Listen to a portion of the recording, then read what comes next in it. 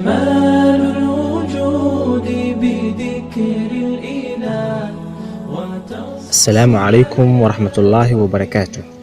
Waxaan kuu soo gudbinayaa 5 talo haddii aad arday tahay. Waxaan hubaa inay aad muhiim kugu tahay. Haddii aad macallin tahayna, kula tala ardayda inay qaataan talooyinkan. Anigu waxaan ahay saaxiibkiin Yaasiin Axmed Yaasiin, adinkuna waxaad tihiin macallin, arday ama ardayd. 1. Qurxi muuqaalkaaga. Ka bilow timahaaga ugu horeyn una jar si qurxoon. Xiran koofiyaha bedeli kara muuqaalkaaga, xiro kaba xiran ama boot.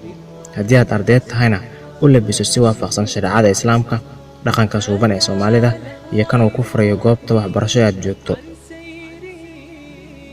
2. Qurxi qoraalka fartaada. Waa lagu kala duwanaan karaa qorista far qurxoon, laakiin ugu yaraan ha noqdo qaab qoraalkaaga mid la akhrin karo, soo jiidasho leh, aadna u qurxoon. Aanse kuu qushay si fartaada u qurux badnaato badi qoraalka kuna dayo dadka farta qurxoon. 3. Ka qayb qaado barnaamijyada waxbarasho.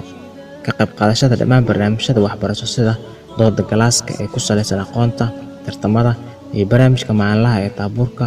Haddii aad tahay arday diyaarinaya waxbarashada heerka koowaad, waxay kor u qaadi karaan heerkaaga aqooneed. Haddii kalena ku dadaal fagaarka hadalka, diyaarinta khudbadaha iyo wixii la mid ah. 4.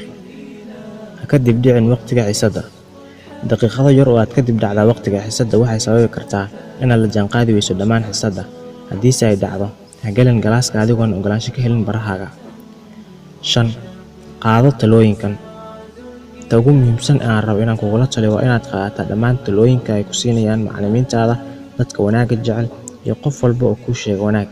Waxaan filayaa in talooyinkan la wadaag salaada waa saaxiibkiisa Yaasiin oo idin leh.